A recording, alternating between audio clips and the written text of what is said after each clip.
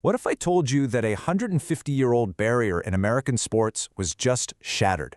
And honestly, it wasn't just broken quietly. It was completely obliterated in the most dramatic, heart-stopping, last-to-first comeback you could possibly imagine.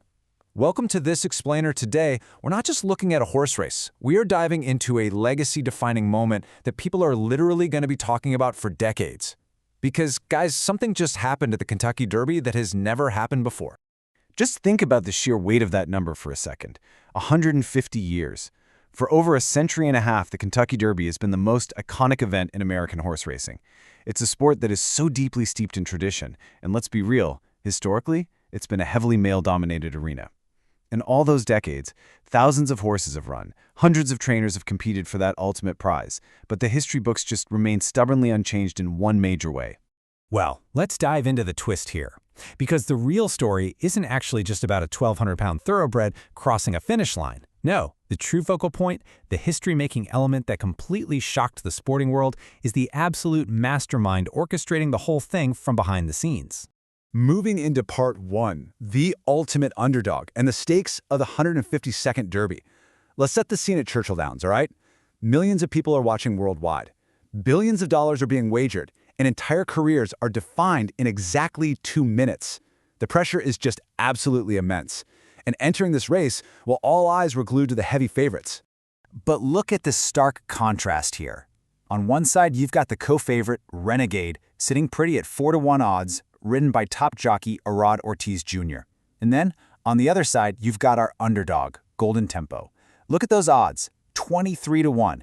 He definitely wasn't the headline favorite, there was zero massive hype around him, and he was being ridden by Jose Ortiz, who actually came into this race 0 for 10 in his Derby career. So yeah, Golden Tempo had a massive mountain to climb against these elite competitors. Now, to actually understand how this unbelievable upset happened, you kind of have to understand Golden Tempo's specific running style. The racing world calls him a dead closer. Basically, this means he is notoriously lazy out of the starting gate. He just likes to hang out at the very back of the pack while the other horses completely burn themselves out early on. But if his jockey can find an opening, a dead closer relies on this crazy, late, explosive, lung-bursting surge to just blast past the tired competitors in the final frantic seconds of the race. All right, part 2, the final stretch. Literally the most exciting 2 minutes in sports. The gate flies open, and after this super chaotic start where a massive horse named Great White was actually a late scratch, a shrunken field of 18 horses just tears down the dirt track. Now, for the first half of the race, it looks like a totally predictable derby. Golden Tempo is doing exactly what you'd expect, just trailing way behind. But the mechanics of this comeback are absolutely jaw-dropping. Okay, step 1. At the 3/4-mile mark, Golden Tempo is dead last. Step 2. As the pack hits the final turn and starts to tire out, jockey Jose Ortiz makes this brilliant split-second decision to swing his horse way out wide into the open dirt. Step 3. Golden Tempo just suddenly wakes up and passes 11 horses in a blinding blur. Step 4. He literally catches up to the favorite Renegade, who, by the way, is ridden by Jose's own brother, Irad, and they enter an all-out dead sprint. Step 5. Golden Tempo pushes ahead to win the whole thing by just a neck, finishing in 2 minutes and 2.27 seconds. Last to first, it is honestly almost impossible to comprehend the sheer athleticism and the perfect split-second timing required to weave through a massive pack of thoroughbreds like that. The crowd at Churchill Downs literally erupted into absolute chaos. But, as the dust finally settled, the realization of what had actually just happened began to sweep through the stadium. Which brings us to part 3, shattering the glass ceiling, and the woman behind the win. Because as the camera zoomed in on the winner's circle, we witnessed the true emotional climax of the day. The focus completely shifted from this 23-to-1 underdog horse right to the mastermind who trained him. Cherie DeVaux. In the 152-year history of the Kentucky Derby, Cherie DeVaux just became the very first female trainer to win the Run for the Roses. Out of thousands of races, over a century and a half of deep-rooted tradition, she is the one who finally broke through this monumental barrier. And her journey to get there took incredible grit. I mean, Cherie didn't start with a silver spoon in the racing world. Actually, she was a pre-med college student whose advisor was practically forcing her to take organic chemistry. Instead, needing a job, she started walking horses at a track in upstate New York. She spent years just grinding it out as an assistant to trainers Chuck Simon and Chad Brown. By 2017, she was super burned out, standing at a major career crossroads. But her now husband told her to just bet on herself. Give it 3 years. So in 2018, she took a massive leap of faith, launched her own independent stable, and now, here in 2026, she's a Derby champion.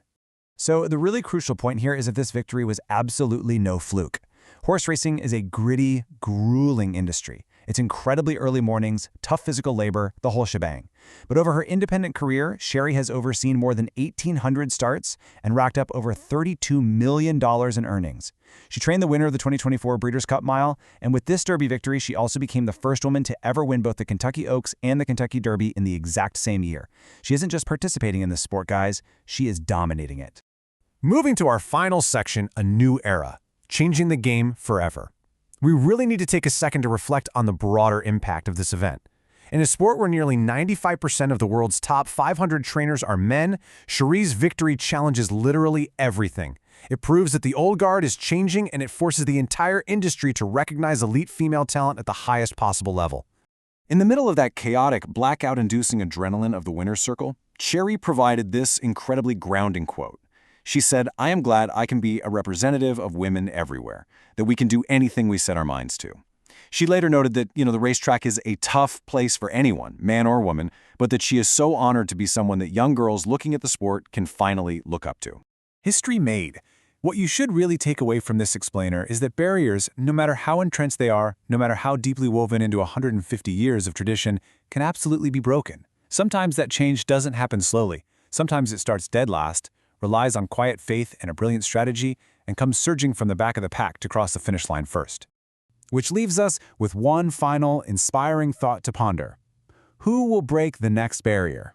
In a world full of unbreakable records and deeply set traditions, Cherie DeVaux just proved that the glass ceiling is made to be shattered. Thank you so much for joining me for this explainer. Keep learning, stay curious, and I'll catch you next time.